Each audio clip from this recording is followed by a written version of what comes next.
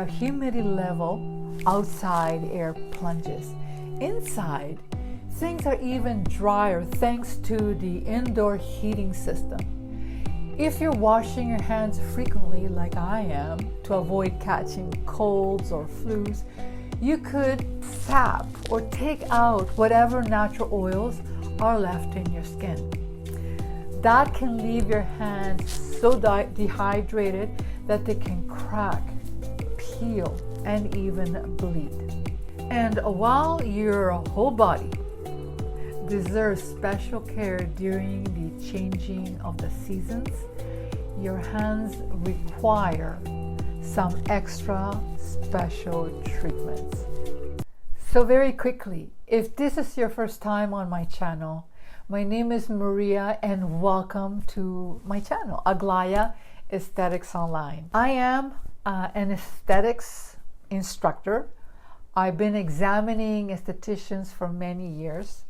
I do have an online aesthetics training for individuals that want to take training in this industry or for personal knowledge. Give me comments below. Love to connect with you. So let's get started for giving your hands some tender, loving care during the winter months. Number one, wear gloves every time you go outside. Doesn't matter if they're wool or leather, just wear gloves. The frosty air and cold winds can dry your hands incredibly. The easiest way to protect your hands is to wear gloves. Keep a few pairs at the front door, in your car, in your purse, etc. Number two, using rubber gloves when you're doing housework. Housework isn't just done in the winter, so this tip is really for all seasons. Use glove when cleaning with chemicals and washing the dishes, because the hot water, the overexposure, and the chemicals can strip your skin of its natural moisture, the natural oils, making them look dry and chapped. Number three, add humidity to your home. Use a humidifier or simply put a bowl of hot water or a pot near a heater. That can add moisture to the air in your house.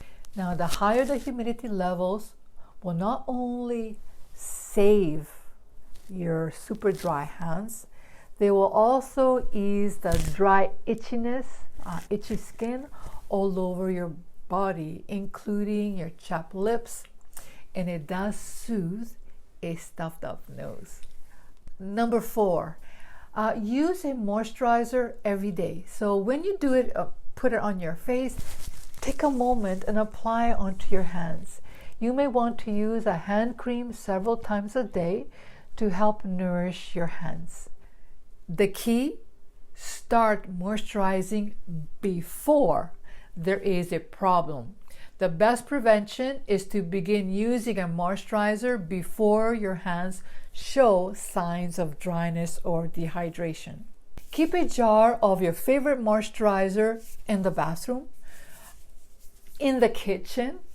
Put one in the purse, and my favorite one is the True Science. Put one in the bag, gym bag, one where you're working, so the application becomes a habit. This one here is my favorite one, and I will put a link below. Number five, use a deep moisturizing treatment at night before you go to bed.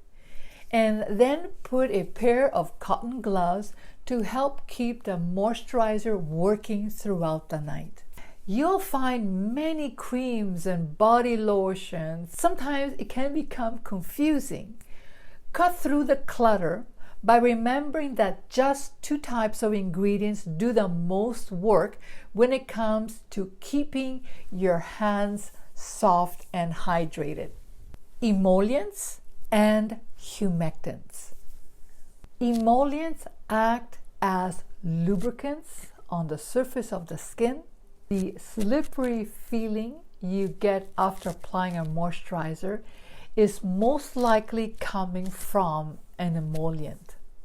Look for ingredients such as lanolin, jojoba oil, isopropyl palmate, bromelain glycolinolate, squalene, glycerol, glycerol stearate, bacopa, and glutamate. So there is quite a few ingredients that you need to look at with the NRF2 ingredient. Humectants draw the moisture from the environment to the skin surface, increasing the water content of the skin's outer layer. However, we have to be very careful with this ingredient or ingredients, because if the air is very dry or your home is dry, what's going to happen is that the humectant will draw the moisture from the skin to the humectant. So it will cause more dehydration.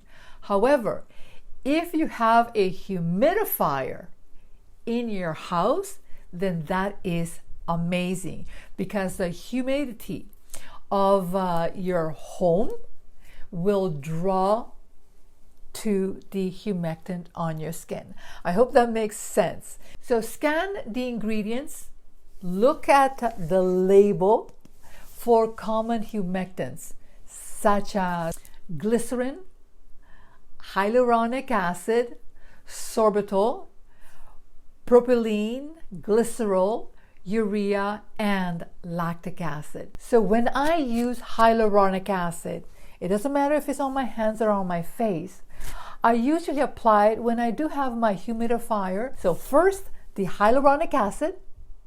Allow the hyaluronic acid to work for a few minutes to draw the moisture even longer to your skin.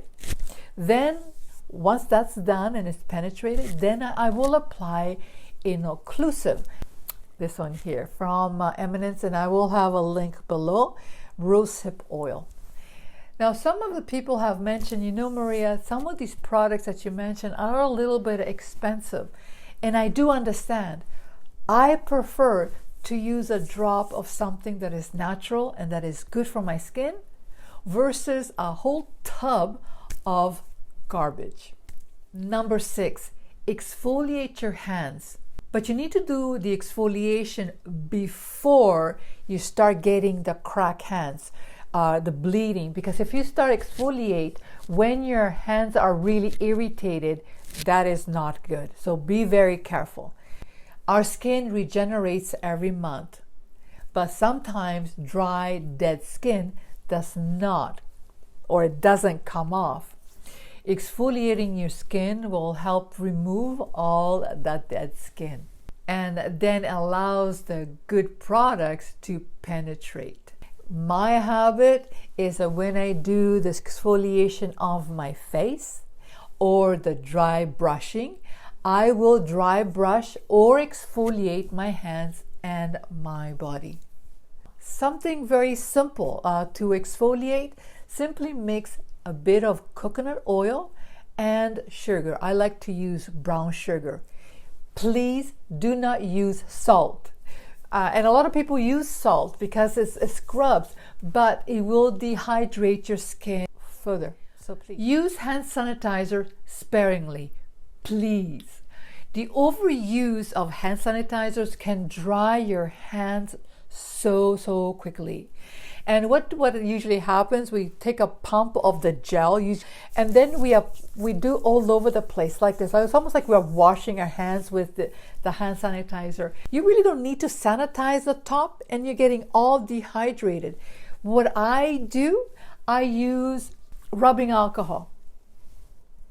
And I do 2 pumps like this. That's it. And then I get my hand like this. I don't put it up here because here's where it gets dehydrated. You just need to sanitize right underneath. I have one of these in my car and I have a smaller one in my purse when it's necessary. So I do not apply all over my hands because I do not want to dehydrate. In the home, I do not use sanitizers. I just wash my hands with soap and water, and then right away I moisturize my hands. Number 8, coat your hands with oil, like jojoba oil or grapeseed oil, before bathing. So you're putting a coating, not much, just a little coating, even before showering. This helps to protect your hands from the harsh soaps and the hot water. Once you finish your bath or your shower, apply a moisturizer while your skin is still damp to help lock in the moisture.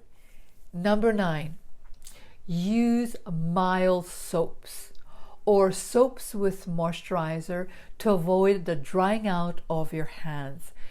My favorite is just mild glycerin soaps, the clear ones. Those ones won't dry your skin as much. And make sure that the water that you use is lukewarm rather than hot water. Well, you know this. I know you know this. Number 10, don't forget sunscreen on your hands. We often remember to apply our mineral sunscreen to our faces, but we neglect our hands.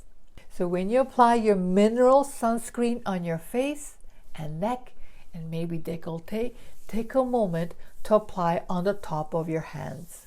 Number 11, avoid hand dryers. When using the ladies' room, if you have an option of an automatic hand dryer with that hot air, woo, or paper towel, use paper towel. What I do is when I see that I don't have any option, I will not use those hand dryers. I will just shake my hands and wait to dry. I will not use those blasting hot drying that will only dry out your skin even more. So yeah, I will do that. And when it's almost dry, I will take my moisturizer, because in my purse, I always have my little alcohol sanitizer, yes, and I also have my hand moisturizer. So number 12, don't neglect your cuticles. Your cuticles and nails are equally sensitive to that harsh winter weather as the rest of your hands. And if you put a little bit of oil on your cuticles, it will prevent those painful hangnails. If redness, peeling, and tenderness persist after you've done everything I've told you, all the 12 steps, see a dermatologist. They can prescribe a steroid cream to help fight inflammation, and do that only temporarily. Don't use the steroid creams for the long term, just to bring your hands back quickly. And also check on whether your dry hands may be due to a skin condition such as eczema or psoriasis. Let me know if you have any further questions. Remember to share this information with your friends and family. If you have not subscribed yet, please consider it. Give me a like. Click on the notification bell so you will not miss any of my educational tutorials. And remember to check this tutorial. I know that you will like it. I hope that you found this tutorial to be useful and walk away with simple and easy tips to prevent for your skin to become dry and dehydrated. Remember to treat yourself with love and respect. Until the next time, take care.